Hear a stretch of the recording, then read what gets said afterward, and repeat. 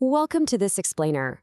Okay, let's jump straight in, because today we're unpacking a world that's frankly mind-boggling. It's hyper-exclusive, and it operates on a completely different set of rules than the reality most of us live in. We are talking about the ultra-luxury watch market. Now, if you've ever found yourself wondering exactly why billionaires, royalty, and celebrities drop millions of dollars on a single piece of jewelry for their wrist, well, you're in the exact right place. We're going to break down the psychology, the artificial scarcity, and the wild economics of this industry, pulling some fascinating insights straight from one of the world's top watch dealers over in Dubai. Let's get into it. There's this ultimate irony to this entire market, and it's this. Nobody buys these watches to know the time. I know, it sounds crazy, right? But at this absolute elite level, a watch communicates literally everything except the time of day. It's this immediate, silent signal of your financial success, who you're connected to, and just how much power you hold. Telling time? Totally irrelevant. When you strap one of these pieces on, you're projecting this aura that makes other highly successful people feel totally secure doing business with you. It's basically a multi-million-dollar handshake before you've even opened your mouth. Section 1, Extreme Price Tags. $15 million. Let that sink in. That is the value of just one single tray of Richard Mille watches being prepped for a VIP client at a top dealership in Dubai. We are talking roughly 55 million dirhams just chillin' on a little velvet platter. And here's the kicker. Dealers actually have to sign non-disclosure agreements just to handle some of these pieces. They absolutely cannot post them publicly on social media or even let a camera get a clear, unblurred shot of them because the clients demand total and complete secrecy. I mean, you need a massive bank balance literally just to be allowed in the same room as this tray. And these absurd costs, they extend down to the absolute tiniest details. It is completely detached from everyday reality. Like a replacement silicone strap, literally just the little rubber part, for a rare Richard Mille sapphire watch, that's going to run you over $6,000. Moving down the list, we've got the Bulgari Acto Finisaro. It's made of titanium, known as the slimmest watch in the world, and that clocks in at $500,000. And then there's the Patek Philippe 5990, totally iced out in baguette diamonds, sitting at a cool $1.2 million. But the craziest part about that Patek, it's what's called an off-catalog model. Meaning, you can't even open a Patek Philippe brochure and point to it. If you don't already know it exists, you literally cannot buy it. You're paying for a brand with so much power, they can just build whatever they want, knowing there's a billionaire waiting to buy it. Section 2, More Than Telling Time. The Batman, the Hulk, the Starbucks, the Pepsi. Now, you might think we're talking about a comic book convention or maybe a grocery store aisle, right? But no, this is the playful insider language of the most elite, high-stakes market on Earth. These are actually nicknames given to highly sought-after Rolex watches based purely on their color schemes. Got a blue and black bezel? That's a Batman. Green on green? You got the Hulk.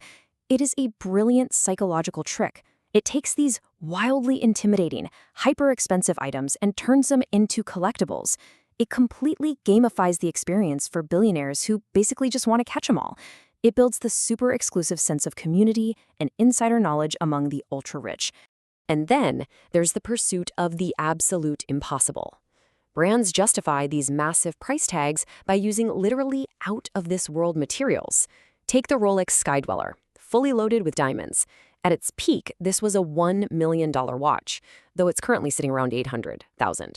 But the dial itself? It's made of meteorite. You're wearing an actual stone from space, crafted onto your wrist. Talk about the ultimate flex, right? It's not just rare here on Earth, it's rare in the universe. And that sends a very clear signal of an untouchable level of success. Section 3. The Elite Exclusivity Game. So in this world, watches are strictly categorized into two separate buckets. You have your regular watches and your premium watches. Regular watches, those are the ones you can just walk into a beautiful boutique and buy, assuming you have the cash. But premium watches, that's a whole different ballgame. It genuinely does not matter how many billions you have in your bank account, you cannot just walk in and get your hands on them. They are impossible to find at retail and they're waitlisted worldwide. The brands meticulously, and I mean meticulously, control the supply just to ensure demand stays at an absolute fever pitch. To really illustrate the frustrating reality of trying to buy one of these premium watches direct from the brand, just look at the intense process you have to go through. First up, the brand checks your purchase history. If you're a hardworking grad making a great salary, well, it doesn't matter. You are competing with the big boys who are dropping millions of dollars on a weekly basis just to stay in the brand's good graces. And even if you pass that test, the wait is almost comical. Like the Rolex Daytona. If you walk into the Munich airport boutique and ask for one, they'll straight up tell you there is a 20-year wait list. Actually, it's so exclusive, they won't even let you add your name to the list so you can start waiting. Now, this impossible barrier to entry created a massively lucrative solution, the secondary market dealer. Look, billionaires hate waiting 20 years for anything, so they turn to heavily connected, high-end dealers. These dealers mostly operate out of ultra-safe, high-security hubs like Dubai, where you can casually browse millions of dollars in inventory without breaking a sweat. And they do the impossible. They've got the PR, the network, and decades of trusted relationships to source these ungettable watches. The catch? You completely bypass the wait list for sure, but you're going to pay a massive, massive premium over the retail price to get it today. But hey, for the ultra-rich, buying back their time is always worth the premium. Section 4. Wearable, multi-million-dollar investments. Now, a lot of people wonder, do these watches actually hold their value? Well, the historical appreciation of this alternative asset class is just incredible. Let's look at the Rolex Daytona again. 30 years ago, dealers actually remember these watches literally sitting in piles on the floor, selling for just a few $1,000s, because honestly, nobody really wanted them. And today, those exact same vintage watches are being traded for millions of dollars.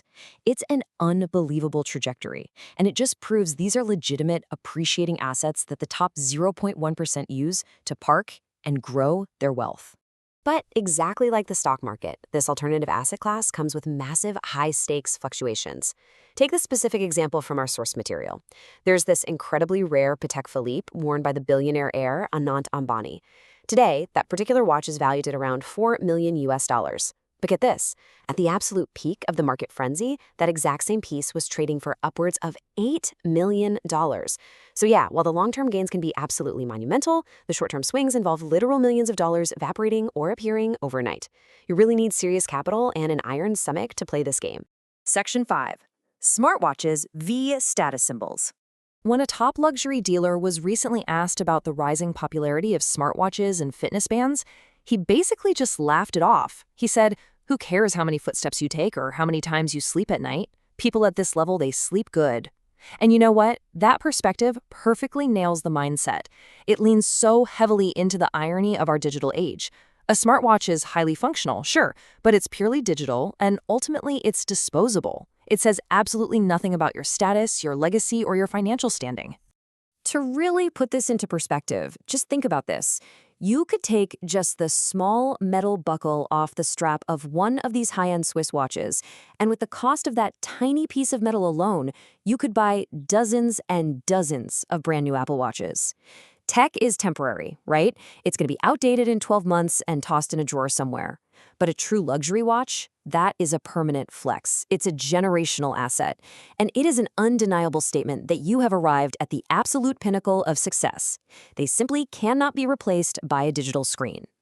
Which brings us to the ultimate question, one that completely reframes how we think about luxury and wealth. If you suddenly had a spare $1 million handed to you today, would you use it to just buy the time? Or would you use it to buy status? Because as we've seen in this explainer, in the ultra-exclusive world of the 0.1%, those two things are entirely different currencies. Thanks so much for joining me on this deep dive, and keep questioning the true value of the things we wear.